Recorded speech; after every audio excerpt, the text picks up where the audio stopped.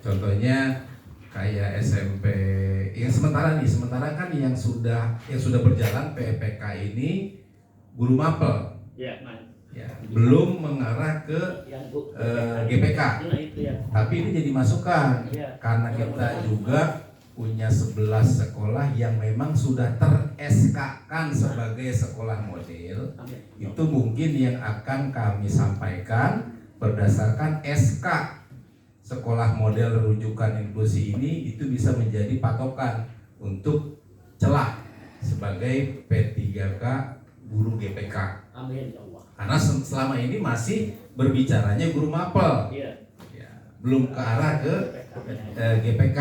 Tapi memang kalau seumpamanya regulasi dari pusat itu sudah turun, ya mohon dikirim-kirim lah ke tinggal cincang-cincang aja itu, atau minimal wacana itu memang sudah tertulis walaupun baru sekedar wacana. Kami akan teruskan nanti ke Kasubag Kepegawaian, biar Kasubag Kepegawaian menyampaikan ke BKPSDM, biar lebih mudah prosesnya. Jadi kita sama-sama saling menginformasikan lah ya, biar lebih cepat. Terima kasih Pak Wahyu, nanti akan kami menambahkan sedikit Pak. Ya, betul Pak Wahyu yang disampaikan Bapak. Secara regulasi harusnya GPK ini satminkalnya di ULD Pak. Jadi di ULD dulu. ULD nanti akan ada GPK yang dipekerjakan dan sistemnya mereka mengampu 10-15 anak boleh lintas. Yes. Jadi kalau seandainya kita pendataan ternyata kita punya anak berkebutuhan khusus sebanyak 450 siswa Kota Depok, maka kita bisa memiliki sampai dengan 30 GPK. Tapi satminkalnya di ULD. Siapa yang dipilih menjadi GPK?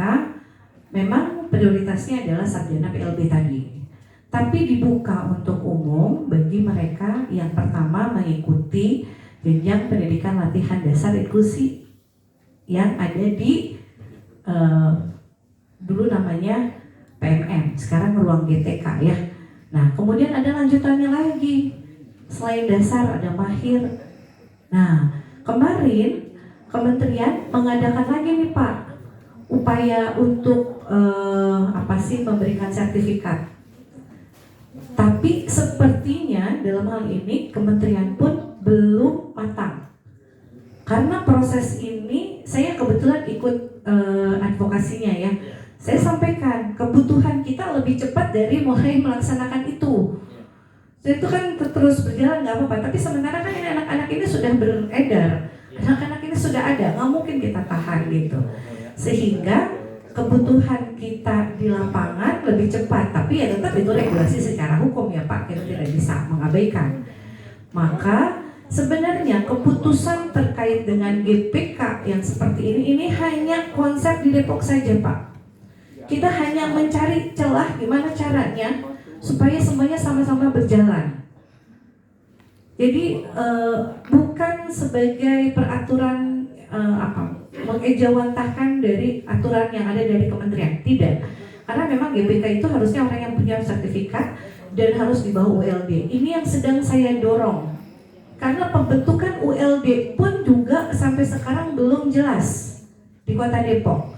Betul Bapak Ibu, nama kita di provinsi itu alhamdulillah berkibar. Tapi kalau seandainya mereka taruh ke sini, ULD yang ada SK-nya itu masih SK plek ketiplek susunan dari Dinas Pendidikan Kota Depok. Padahal harusnya tidak demikian. Nah ini sedang saya upayakan. Terakhir kami bersinergi dengan SD Pak Sahril, sampai Pak Sahril kemudian mutasi atau rotasi ya. Nah putus nih, belum ada jalannya. Saya sudah mencoba menuju ke Bu Sekdis untuk segera perubahan dari ULD ini.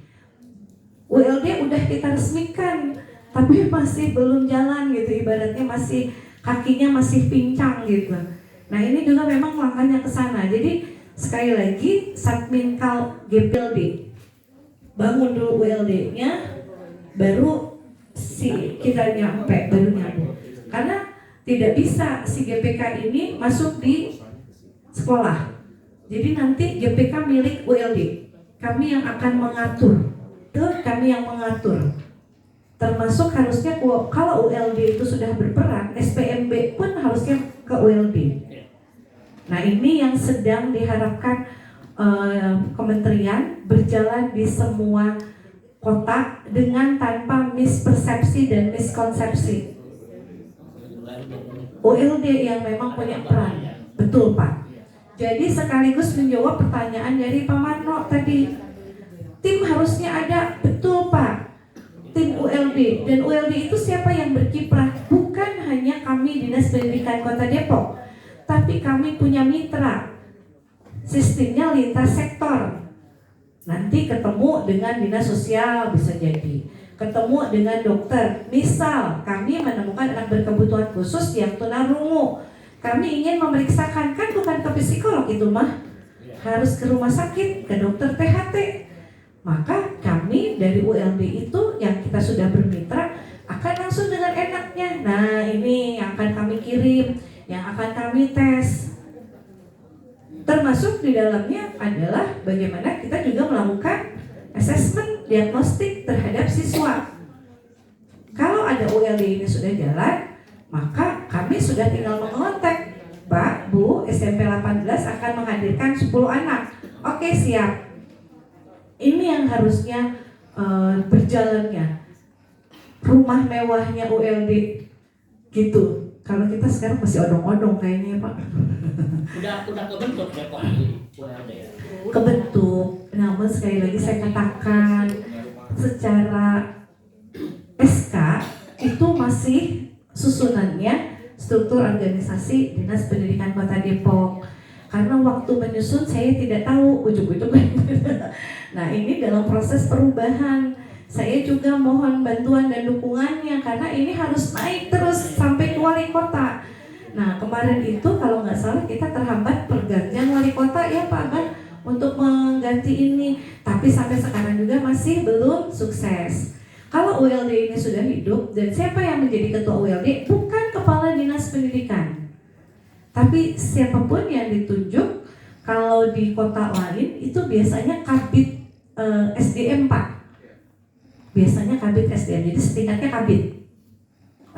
Bukan eselon 4 ya. Nah, ini harusnya itu. Nanti bekerja samanya dengan lintas sektor. Jadi si ULD ini menjadi acuan, menjadi pusat informasi, advokasi tentang layanan disabilitas. Nah, kenapa program ini sekarang kita jalani? Saya berpikir daripada ULD-nya belum jalan juga, kita naik odong-odong juga nggak apa-apa ya Pak, yang penting nyampe daripada nungguin terus kita juga nggak sampai-sampai gitu. Betul, dan program ini sistemnya trial and error, jujur trial and error pastinya Pak. Dan program bukan program gini, jadi di dinas kita mungkin terbiasa dengan 10 tahun, 15 tahun anggarannya atau bentuk kegiatannya sama. Kemudian kita mencoba cari cara agar ini lebih efektif dan lebih bermanfaat. Sepertinya yang 15 tahun kemarin kurang bermanfaat. Maka dalam proses pergantian itu kan pasti trial and error ya Pak.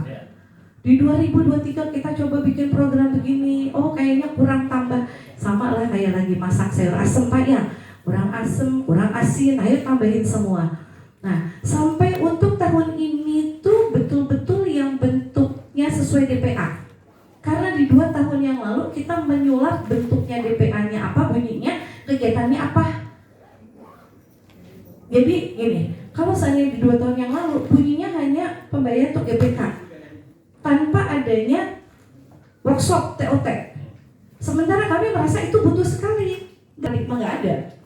Maka baru tahun ini yang bunyi DPA-nya sama. Nah, kalau SMP 5 baru merasakan kok kayaknya nilainya kecil. Tenang Pak, baru pertama. Ini tahun pertama. Tahun depan SMP 5, iya masih 5 sekolah kami insya Allah jadi prioritas. Ya. Nah, apakah SMP yang 6 kemarin masih ada atau tidak? Nah, itu dia. Nah itu dia. Jadi kalau untuk penyusunan anggaran sebenarnya saya insya Allah ditanya ya, Pak Abbas selalu melibatkan. Tapi kan proses ke atasnya saya juga nggak paham ya Pak ya. Nanti kan tinggal nih Bu udah jadi gitu ibaratnya. Begitu udah jadi kan baru nanti kita sama-sama mencoba mengatur gimana seefisien mungkin dan seefektif mungkin semuanya. Jadi di tahun anggaran tahun anggaran kita Januari atau Februari kita berkumpul lagi. Mudah-mudahan hasil penggodokan kami nanti kita melihat apakah tetap 11 sekolah yang kita masukkan lagi atau kita beranjak ke sekolah lain. Nah,